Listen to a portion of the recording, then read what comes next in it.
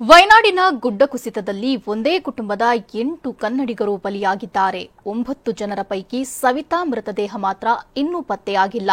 ಎತ್ತರದ ಪ್ರದೇಶಕ್ಕೆ ಹೋಗಿ ಜೀವ ಉಳಿಸಿಕೊಂಡಿದ್ದ ಹೇಗೆ ಕುಟುಂಬ? ಇದೆಲ್ಲವನ್ನ ನೋಡೋಣ ಕೇರಳ ಕನ್ನಡಿಗರು ನ್ಯೂಸ್ ಟಾಪ್ 9 ನಲ್ಲಿ.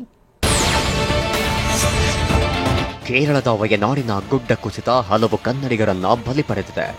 ಗುಡ್ಡ ಕುಸಿತದಲ್ಲಿ ಮೃತಪಟ್ಟ ಕರ್ನಾಟಕದವರ ಸಾವಿನ ಸಂಖ್ಯೆ ಏರುತ್ತಲೇ ಇದೆ.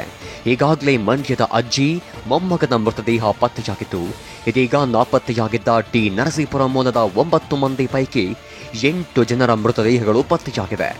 ಮೃತರೆಲ್ಲರೂ ಟಿ ನರಸೀಪುರ ಒಕ್ಕಲಗೆರೆಯವರು ಎಂದು ಗುರುತಿಸಲಾಗಿದೆ. ಈ ಬಗ್ಗೆ ಗುಂಡ್ಲುಪೇಟೆ ತಹಶೀಲ್ದಾರ್ ರಮೇಶ್ ಬಾಬು ಮಾಹಿತಿ ನೀಡಿದ್ದಾರೆ.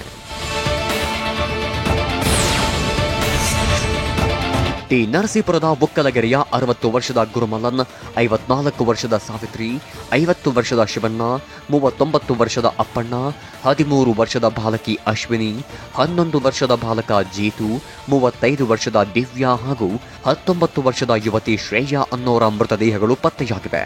ಆದರೆ 49 ವರ್ಷದ ಸವಿತಾ ಅನ್ನೋರು ನಾಪತ್ತೆಯಾಗಿದ್ದು, ಅವರಿಗಾಗಿ ಶೋಧ ಮುಂದುವರೆಸಲಾಗಿದೆ.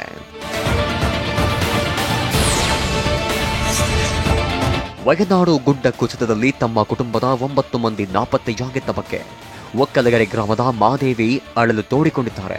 ಬೆಟ್ಟದ ಮೇಲೆ ಮಗಳ ಮನೆಯಲ್ಲಿದ್ದುದರಿಂದ ವೃದ್ಧೆ ಮಾದೇವಿ ಬದುಕುಳಿದಿದ್ರು. ವೃದ್ಧೆ ಮಾದೇವಿಗೆ ಮೊನ್ನೆಯಷ್ಟೇ ಮುಖ್ಯಮಂತ್ರಿ ಸಿದ್ದರಾಮಯ್ಯ ದೂರವಾಣಿ ಕರೆ ಮಾಡಿ ಧೈರ್ಯ ತುಂಬಿದ್ರು. ಮಟ್ಟ ಆಗೋಯ್ತು, ಮನೆಯಲ್ಲೇ ಕೊಚ್ಚಿಕೊಂಡೈತು, 9 ಜನ ನೀರು ಹೊಡ್ಕೊಂಡೈತು. ಒಂದು ಮಾತ್ರ ಸಿಕ್ತು ಮೊಮ್ಮಗಳು ಮಾತ್ರ ಸಿಕ್ಕದ. 60 ವರ್ಷಗಳಿಂದ ಕೇರಳದ ವಯನಾಡಿನಲ್ಲಿ ನೆಲೆಸಿದ್ದ ಒಕ್ಕಲಗೆರೆಯ ಮಾದೇವಿ ಅವರ ಕುಟುಂಬ ಭೂಮಿಯನ್ನ ಖರೀದಿ ಮಾಡಿದ್ರು. ಸ್ವಂತ ಮನೆ ಕಟ್ಟಿಕೊಂಡು ವಾಸವಿದ್ರು. ಆದ್ರೀಗ ಮನೆ ಕೊಚ್ಚಿ ಹೋಗಿದೆ. ಮಾದೇವಿ ಅವರ 3 ಮಕ್ಕಳು, ಸೊಸೆಯರು, ಮೊಮ್ಮಕ್ಕಳು ಭೂ ಸಮಾಧಿಯಾಗಿದ್ದಾರೆ. ಇಡೀ ಕುಟುಂಬವನ್ನೇ ಕಳೆದುಕೊಂಡ ವೃದ್ಧೆ ಮಾದೇವಿ ಅನಾಥರಾಗಿದ್ದಾರೆ. ವಯನಾಡಲ್ಲಿ ಸಂಭವಿಸಿರುವ ಭೀಕರ ಗುಡ್ಡ ಕುಸಿತದಲ್ಲಿ ಚಾಮರಾಜನಗರದ ರತ್ನಮ್ಮ ಮತ್ತು ರಾಜೇಂದ್ರ ಅನ್ನೋರು ನಾಪತ್ತೆಯಾಗಿ 4 ದಿನ ಕಳೆಯಿತು. ಆದರೆ ಈವರೆಗೂ ಅವರಿಬ್ಬರ ಸುಳಿವು ಪತ್ತೆಯಾಗಿಲ್ಲ. ಶೋಧ ಕಾರ್ಯಾಚರಣೆ ಮುಂದುವರೆದಿದ್ದು, ಆದಷ್ಟು ಬೇಗ ತಮ್ಮವರನ್ನ ಹೂಡಿಕೆ ಕೊಡುವಂತೆ ಸಂಬಂಧಿಕರು ಕಣ್ಣೀರು ಹಾಕಿದ್ದಾರೆ. ಅದೃಷ್ಟವಶಾತ್ ಬದುಕಿ ಬಂದಿರುವ ಗುಂಡ್ಲುಪೇಟೆಯ ಸ್ವಾಮಿ ಅನ್ನೋರು ಗುಡ್ಡ ಕುಸಿತದ ಭಯಾನಕ ಚಿತ್ರಣ ಬಿಚ್ಚಿಟ್ಟಿದ್ದಾರೆ. ಗುಡ್ಡ ಏರ್ತಾ ಇದ್ದಂತೆ ಮತ್ತೊಮ್ಮೆ ಮೇಘ ಸ್ಫೋಟವಾಗಿದ್ದು 20ಕ್ಕೂ ಹೆಚ್ಚು ಜನ ಕಣ್ಮುಂದೆಯೇ ಕೊಚ್ಚಿ ಹೋದ್ರಂತೆ.